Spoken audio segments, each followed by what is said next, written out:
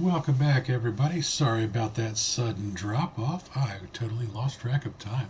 I only have 15 minutes. This is Big Papa Timo. We are doing No Man's Sky beginners play, and I'm showing you this beautiful S-Class multi-tool that we can't afford right now. And you might think, well, crap, Timo, we can't get it. No, we can't. But the joy of this is your station never changes its weapons. So if you happen to be fortunate like I just was and get an S class in your first station, this is always going to be there. I'm going to start the game with this. This is amazing. So I have to decline that for now, but that's really cool to know that that's there. Now, in the last episode, we went through the suit and got our additional slot. Now I'm going to come back here to this technology merchant and show you what these guys do. Interloper was the one word that we learned, and that's the only one of those that we even understand. He basically offers blueprints, and we're going to go and take a look at trade nanite clusters for blueprints. These are all the different things that are available for your nano suit or for your exosuit, and it shows you what they cost. Like hazmat gauntlets cost 80 just for the blueprint. We currently have 0 nanite clusters, 20,400 units, and 0 quicksilver, so we can't even buy any of these blueprints. But they also sell upgrade modules. Now, the blueprints you will constantly be able to make over and over and over again. The ones that we have here, these are one-off, single-use ones. So for 170 nanite clusters, we can get a life support module B. Now, these modules have the same class rating as everything else in the game, C, B, A, and S, and C being the worst and S being the best. So C is going to be the cheapest, and S is going to be the most expensive. You really want to look for the S class as soon as you possibly can. Try and save up as many nanite clusters as you possibly can and get just S class. And also, like say we had purchased a life support module S. What you're going to do is once it's in your inventory, it's going to be in your exosuit. So it'd be say here, and you would square button on it, and it would tell you that it wants you to put someplace. Now notice that the hazard protection's here, jetpack's here, life support's here. You may be tempted to put that S-Class life support in this slot, and you would not necessarily be wrong, because it's going to give you an added bonus off of that, but not very much. You want to go to the technology, and you want to put them in here, especially at the beginning with the S-Class. You want to put the ones in here. As we get more and more inventory, you're going to be able to get these additional 8 slots freed up once we start purchasing additional inventory slots. Like it would have been 1,000 units to get that one. So the next time we go into a spaceport, you could possibly buy that and have an extra one. So it's not that big of a deal. Now, do bear in mind you're only ever going to have 12 technology slots. So think about how you put them in, and I'll go over that in a future video. This one over here is Exocraft. We don't need those yet. I'm just going to show you this really quickly. They offer 3 different blueprints: the Nautilon cannon, the osmotic generator, and the Tethys beam. Those are all for a submarine that comes later on down the road. Now, on this person's counter right here, there's a blue cube. We want to walk up to that blue cube, and it's encrypted navigation data. And hey, look, we just got 14 free nanite clusters. So now when we look at our purchasing, we now have in our currency 14 nanite clusters. Still not enough to buy anything. Now this is going to be for the ships. The things that we need to get right off the bat. One of the first things you want to buy is going to be a teleport receiver. That allows you to transport things from your exosuit inventory to your ship inventory from a further distance. And then you're also going to want to get the economy scanner earlier. That gets to show you the star systems, whether or not they're wealthy. And I'll go into that in a future video as well. I can't believe. Oh, I just have to look at this again.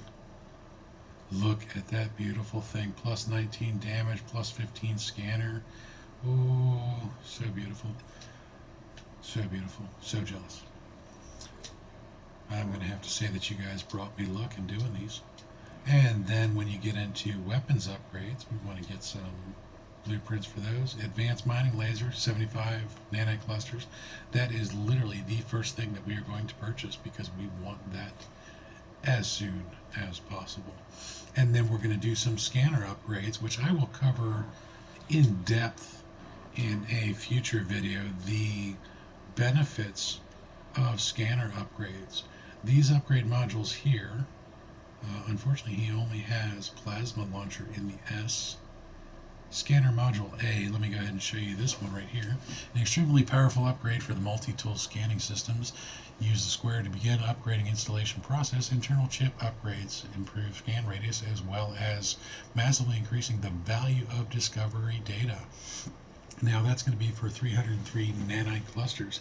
Now it's said that it massively increases the value of your scans. Like right now we are getting for flora and fauna roughly 1,000 units per scan. It's going to increase that by several thousand%. Now there was a blue one before. I just clicked on the orange one that gave us nav data. It may give us nanite clusters. Also there's nanite clusters up here on the wall. And I came back here because this gentleman, this Gek back here, was highlighted. He is the overseer that we're looking for. So we're finally back on task. Is it really you? Forgive me, I've been searching for such a long time. I am contracted to aid you in this and every cycle. Don't worry, everything was paid for a long time ago. It's all quite above board. Sounds kind of strange that he's already been paid by somebody to help me. As the stranger speaks, a smell assaults me, a pheromone infesting my brain, giving me memories of places I never visited, of actions I never took, of myself in a mirror, aged and alone, of this Gek cradling its fallen brethren, of a bargain made many years from now, a contract signed across the cosmos. The vision ends and the overseer remains. The overseer promises to expand my base, allowing me to recruit other workers. They require a construction terminal to get started. Hey, we already built one, so we're going to hire this overseer Gek. There is something compelling about this Gek. They shall feel at home in my home. I will be at my station before you know it. See you soon, friend. We're going to go ahead and leave, and he's going to not disappear, but he's going to be at our base, which is telling us to return to our base. We will progress on that soon. Sometimes it's hard to get it to scroll over that. That's another 12 nanites. And then we're going to talk to Consul Nagdui. Boy, Dom Interloper, blah, blah, blah, blah, blah. Interloper is still the only word we know. Where it looks at me with fire in its eyes, this species is clearly aggressive, and I doubt I'm welcome. Nonetheless, the life form bows in greeting, tradition and honor perhaps dictate it. I don't feel in danger, and am about to turn and leave when the creature points towards my multi-tool. They bark with concern and make some motion to suggest that I should hand it over. Now, you're probably thinking that you want to refuse to relinquish the multi-tool, but in this instance, you actually want to hand it over. They nod in satisfaction. They offer me an improved replacement multi-tool. So, right now, this is super, super interesting. It shows all of these damage components, but it already has an analysis visor, a scanner, a mining beam, and a bolt caster, and 4 open slots. Now what we have is 1 slot left, 3 out of those 4 things that are on that one, but we have a terrain manipulator and it doesn't, but it has a bolt caster and we don't. It's going to do +2 damage and +1 scanner, and it's free. So in this case, take it. Even if we don't repair any of those things, which if we look at it now, this comes the shock and awe aspect of it. The short circuit requires 200 chromatic metal to fix, 2 technology modules, 2 technology modules, 2 technology modules. This is expensive stuff to fix. Wow, look at that laundry list of things. And it's the same across the board. That's just to get those slots open again. But again, it was free, and it gave us 3 additional slots, and all we have to replace is the terrain manipulator. So we need 2 carbon nanotubes. I'm pretty sure we had the carbon in stock to do that. Oh, don't quite have enough carbon. So we need to get just a little bit of carbon, and we'll have our terrain manipulator.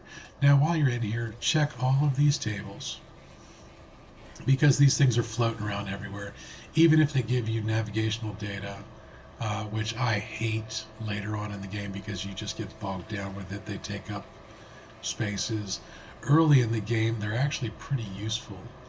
We'll go over that in a future one. And then there's these black discs. For the longest time I was playing, probably 50, 60 hours before I realized that these were clickable. They also give navigational data or nanite clusters. Um, so make sure you get on all those. Make sure you check out all of the tables. And one of the other things, not in this room, maybe it was back here. You probably even want to check the plants.